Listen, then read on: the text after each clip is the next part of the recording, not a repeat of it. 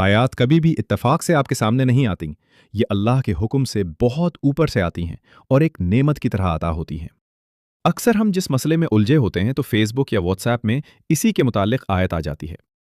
इस वक्त इसको अपने लिए एक प्राइवेट मैसेज समझा करें और कुछ देर रुक कर गौर किया करें कि मुझे अल्लाह ताला क्या कहना चाह रहा है।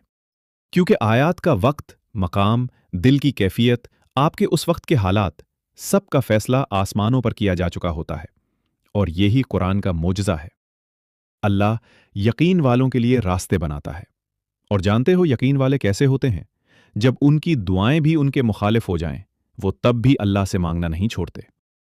ऐसा यकीन कि जब उनकी सारी दुनिया उनकी आंखों के सामने बिखरती हुई दिखाई दे रही होती है और वो तब भी आसमान की जानिब देखकर कहते हैं, हमें पता है तू हमें थाम लेगा। तो बताओ फिर, क्या तुम इतना यकीन रखते हो उस पर कि अपने मंसूबों को उसके मंसूबों के लिए तर्क कर दो?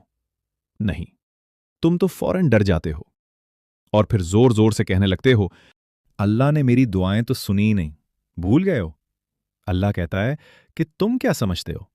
तुम कहोगे मैं ईमान लाया और फिर तुम आजमाए ना जाओगे। जान मारनी पड़ती है तब जाके अल्लाह मिलता है। यकीन की कड़ी आजमाइश काटनी पड़ती है, फिर जाकर मोजज़े होते हैं। तो फिर यकीन रखो, ऐसा यकीन कि अगर अल्लाह तुम्हें दाएं जानिब चलने का कह दे तो तुम चल दो, ये जानते हुए भी कि तुम्हारी चाह बाएं जानिब है। फिर देखो कैसे वो बाएं को दाएं तरफ ले आता है और तुम्हें उस रास्ते से अपनी कुदरतें दिखाता है जहां से तुम्हें कुछ भी मिलने की तवक्को ना थी। सब्र का मतलब ये नहीं है कि इंसान किसी तकलीफ या सदमा पर रोए नहीं। सदमे की बात पर रंज करना इंसान की फितरत में दाखिल है, इसलिए शरीयत ने उस पर कोई पाबंदी नहीं लगाई। जो रोना बेख्तियार आ जाए वो भी बेसब्री में दाखिल नहीं।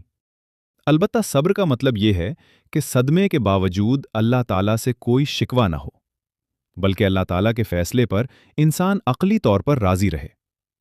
इसकी मिसाल ऐसी है जैसे कोई डॉक्टर ऑपरेशन करे तो इंसान को तकलीफ तो होती है और बाज़ औक़ात इस तकलीफ की वजह से इंसान बेसाख्ता चला भी उठता है, लेकिन उसे डॉक्टर से शिकायत नहीं होती, क्योंकि उसे यकीन है कि वो जो कुछ कर रहा है उसकी हमदर्दी में और उसकी मसलहत की खातिर कर रहा है। तुम्हारे आंसू जो तुम्हारी रूह में उतरते हैं पर किसी को दिखाई नहीं देते, वो अल्लाह पाक देखता है। वो तुम्हारी तकलीफ से बेखबर नहीं है। तुम नहीं जानते, लेकिन वो तुम्हारी हिफाजत करता है। हर तूफान बर्बादी लेकर नहीं आता।